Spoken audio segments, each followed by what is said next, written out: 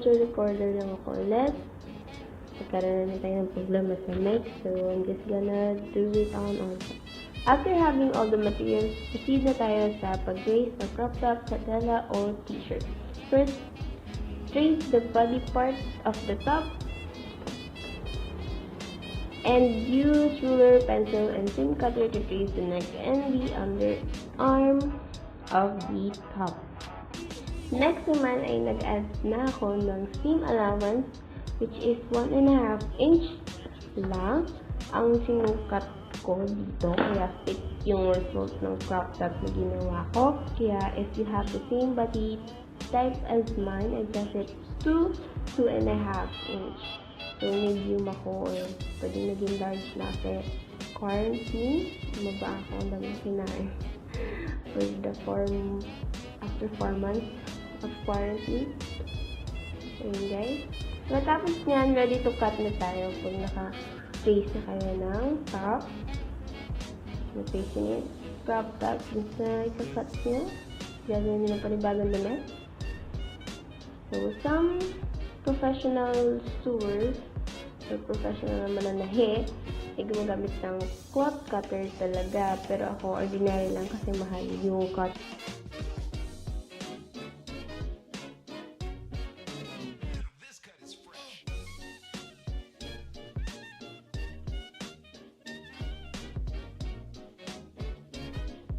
After nyan, cut the sleeve and the neckline para mamaya. Yan. After cutting the sleeve, next naman ay yung neckline. So, this is supposed to be a crop top t-shirt, pero ano yun kasi kaproblema ko. Kaya ginawa ko na lang siyang off-shoulder crop top. And makikita nyo yung result natin. So, yan. Nagdato na ang ating material para makagawa ng crop top. Now, next is the sewing machine. So, I use a flat iron para maging pantay yung tela. Para kapag sinatahi ko na siya, maayos. So, inuna ko yung baba, then the side of the top, and lastly, the sleeve part. On this part, nagkaroon ako ng problema na kasi nag-crash na nag-stock yung tela at nagla ko yung thread. On the second part naman is nag-lose yung thread, so hindi siya maganda. Di maayos yung session, naputol din yung thread from the sewing machine, so I have to try it also. So, ayan, natapos ko na siya, pero hindi siya ganun kaayos, pero okay lang. Kasi ako lang naman din na magsusuot yun, so okay lang.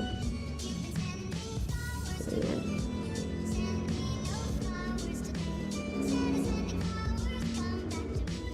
Kapag kasi na hindi maayos at may space. Maayos yung pagkaka-stitch, pero okay lang yun. So, continue na tayo. Try and try again. And then, I do the side part.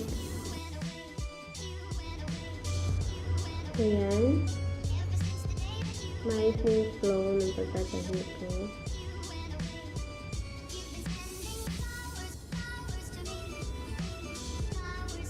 And just cut the excess thread. So, ba't nga ba bumili ako ng sewing machine? Na-inspire ako bumili ng sewing machine kasi gusto ko nang gumawa ng sariling kong damit, sariling damit ng anak ko. And gusto ko rin talaga maggawa ng business about dress, etc. So, I have to practice more. And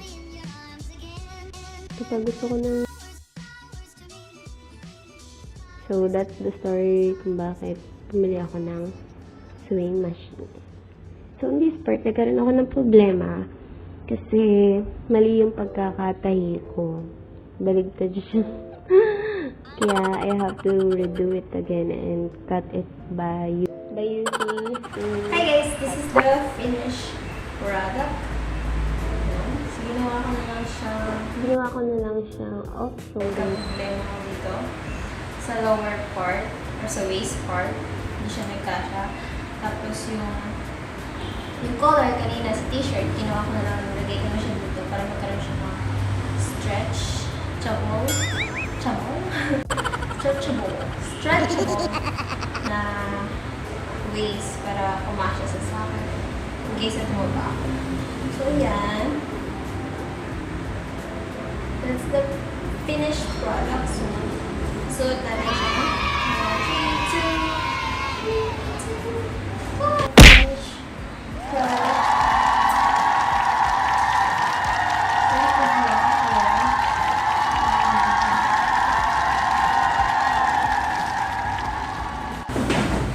And guys, let's see the difference of the front, the back, and the front.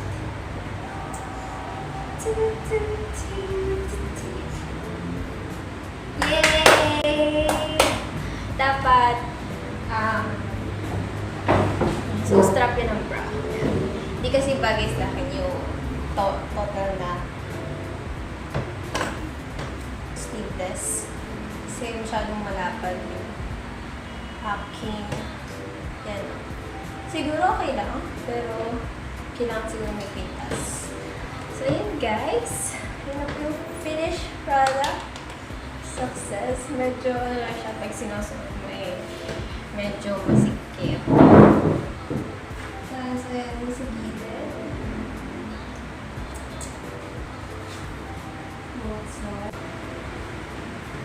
Sana na-enjoy nyo itong video. Medyo oily na ako. Kasi kanina pa ako nagtatahe. Shower ko after. And then, ayun guys, sana nagustuhan niyo itong video, sana natuwa kayo. So far, kung i-relate ko yung aking sewing machine, it's only above, siguro kung 4 to 5, 4. Kung 5 to 4, i-relate ko siya ng 4 kasi nagsistack up siya, naglalako rin siya dito, banda. Pero okay naman. Nagagawa naman ng paraan, kaya okay lang. Then, siguro problema ko din is yung sinulid. Masyado siyang madaling mabali. Ayun guys. So, yun lang. Yun lang napapasin ko. And, maganda siya, mailaw siya. Hindi masyadong halata kasi maaliwanag. And, ito naman siya lahat. So, okay. The best. So, ang ginamit ko palang pag tatabi or set is number 3, which is this one. You can see it. Ayan. 3 ang ginamit ko.